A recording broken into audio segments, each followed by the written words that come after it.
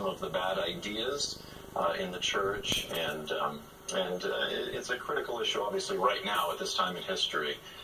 It's the anti-Semitism, hatred of the Jewish people, and even political hatred of the state of Israel is exploding across the nations. You know, it's so sad. It's even in the Christian church where replacement theology has raised its ugly head, and a lot of people that are somewhat illiterate in the Word have bought it, swallowed it, hook, line, and sinker.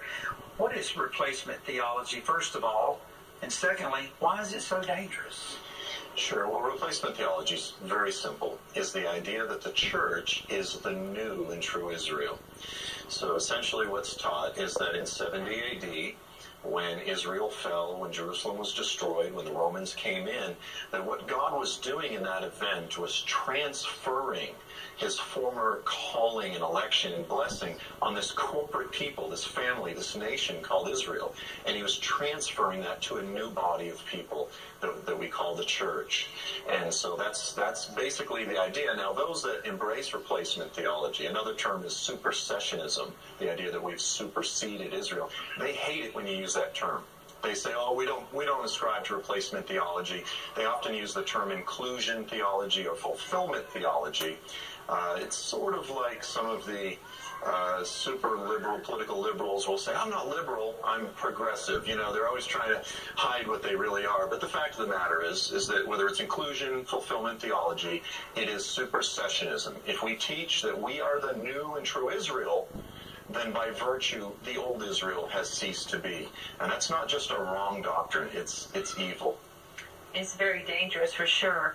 You know, Israel is in the limelight every day on the news. Talk a little bit about why Israel is so important in this season, as many believe are in the end times. Yeah, well, basically it's very simple, is that going all the way back, the God of heaven and earth made a vow unto death to Abram, and he said, I'm going to give your descendants this land. He made a covenant, and all of the other covenants are built on that original covenant.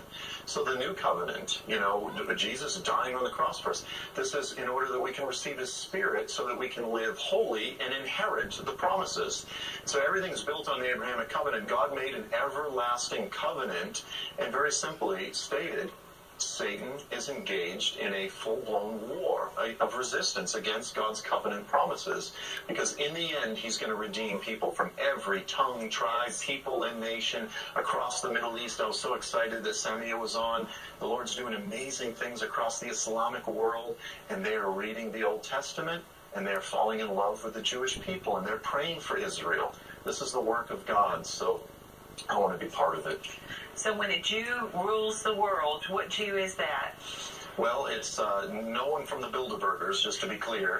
We're not talking New World Order conspiracy theories. We're talking about Jesus, Yeshua, the quintessential Jew, the very essence of the God of Israel who stepped forth into the earth in the flesh. And the Bible makes it very clear that when all is wrapped up and said and done, he's going to restore all of creation. He's going to restore Eden, but he's also going to restore the throne of David. And this is the part that most of the church has missed. We say, yeah, you know, he's going to restore everything and make it new, but they leave out the fact that he's going to restore the kingdom of Israel. And so the promises were made to David, I'm going to have one of your descendants come forth from your body. He's going to rule forever.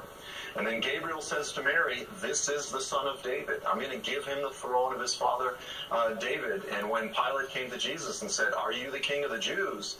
He didn't say, oh, that's just metaphorical. You know, we don't believe that anymore. He said, absolutely, I am the king of the Jews. And he says when he comes back, he's going to sit on his throne of glory. The throne of David will be restored. The Lord just spoke something to me, and I'm so excited because I've never heard anybody say this. I've never even heard me say this, because he just spoke it to me, so I don't get the credit. And the Lord said, tell the people today, I am an eternal being. And therefore, when I make promises, those promises are eternal as well. See, most of us, we're so limited by time, and we just think, well, God promised that thousands of years ago to Abraham, but that's not relevant for today. But God, again,